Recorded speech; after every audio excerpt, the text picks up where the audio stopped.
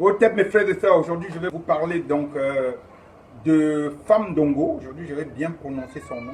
Voilà, je ne vais pas essayer de l'écorcher parce que ce que je vais dire ce sera d'une sincérité insoupçonnable de ma part.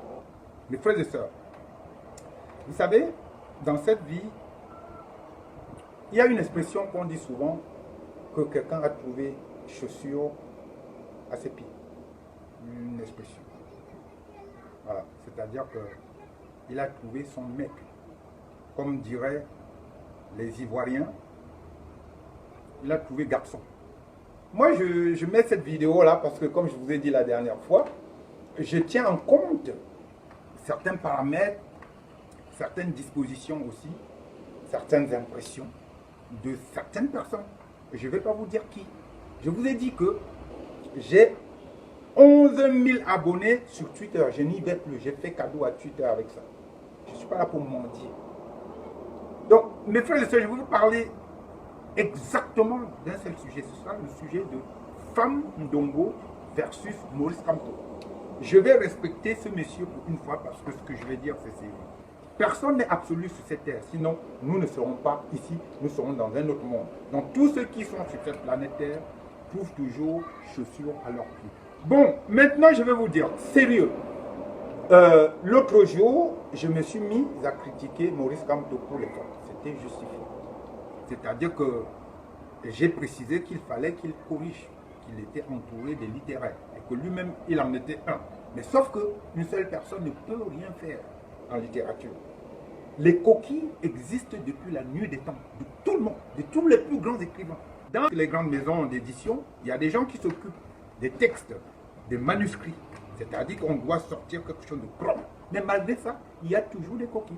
Vous allez dans les livres de Cheikh Anta Diop, il y en a toujours. Vous allez dans les livres de Aimé Césaire, il y a toujours au moins une coquille. Donc c'est vieux comme le monde. Ce que je voulais dire la dernière fois, peut-être que je ne me suis pas fait comprendre par vous, c'est que Maurice Kamto doit faire copier. Et il ne faut pas, il n'a pas honte, il n'a pas à avoir honte. C'est une personnalité de ce monde. C'est-à-dire dans ce monde, Maurice Kamto est connu. Voilà, il est connu. Il est connu dans ce monde. C'est-à-dire que ça fait partie des grands hommes d'Afrique. Voilà. Donc, maintenant, comme je disais, que je ne vais pas étouffer le nom de Monsieur Femme Ndongo, c'est un intellectuel qui a des diplômes, peut-être les équivalents de Maurice Kamto. Dans cette vie, vous savez très bien que ce ne sont pas tous les intellectuels qui sont connus. Là, c'est une bagarre de notoriété. C'est-à-dire que l'esprit, pour parler spirituel, l'esprit de Maurice Kamto est 10 fois plus puissant que l'esprit de Monsieur Femme Ndongo.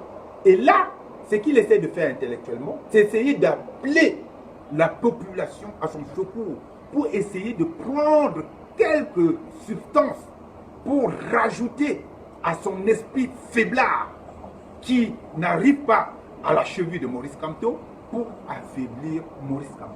Est-ce que vous avez compris? Je recommence. C'est cérébral, en même temps c'est spirituel. C'est-à-dire que le mec, consciemment ou inconsciemment, il s'accroche sur Maurice Kamto parce qu'il croit qu'il vaut Maurice Kamto. Il pense même qu'il est plus que Maurice Kamto. Sauf que quand il voit la notoriété de Maurice Kamto dans le monde entier, il pète un câble. Et il aimerait être comme Maurice Kamto. Malheureusement, même après 10 réincarnations, il ne pourra pas l'être.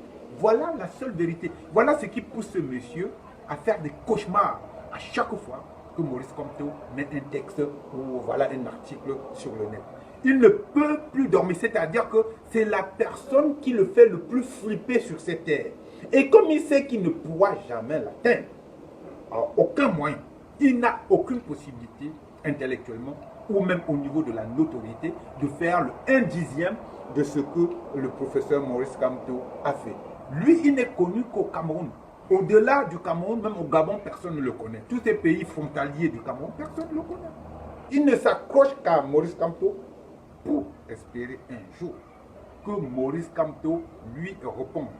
Et à partir de sa réponse, maintenant, il va gonfler le dos pour sortir tout son verbiage et démontrer que Maurice Kamto a tort aux yeux de l'opinion publique.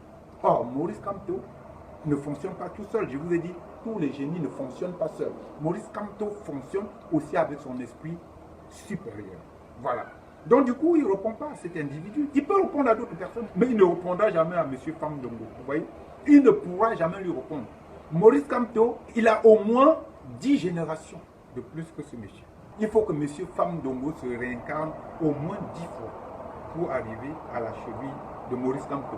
Voilà ce que je voulais vous dire aujourd'hui et vous dire aussi que si j'ai enlevé les vidéos l'autre fois même de musique, c'est parce que je vous ai dit que je prends en compte aussi vos impressions. Quand je mets une vidéo, c'est pas pour moi, c'est pour vous. Hein. Moi, je prends mon temps pour mettre des vidéos. Donc, si je mets une vidéo qui concerne le Cameroun et qu'il n'y a pas 3000 vues en moins de 48 heures, j'enlève la vidéo.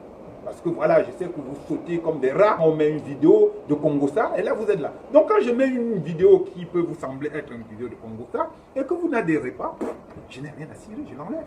C'est moi qui fais ces vidéos. Mais par contre, quand je mets une vidéo qui a un rapport avec la spiritualité, je ne peux pas l'enlever. Parce que je sais que vous savez que ce que je dis c'est vrai et que vous avez peur. Parce que vous êtes assombris dans vos religions dites révélées et vous ne voulez pas voir la vérité en face. Donc, est-ce que vous avez compris pour la dernière fois pourquoi j'enlève une vidéo sur mon mur? Il y a des personnes clés. Quand je mets une vidéo, j'envoie une newsletter au moins à 600 000 personnes. J'envoie des textos à des personnes principales, des personnes qui, voilà, des personnes qui m'estiment.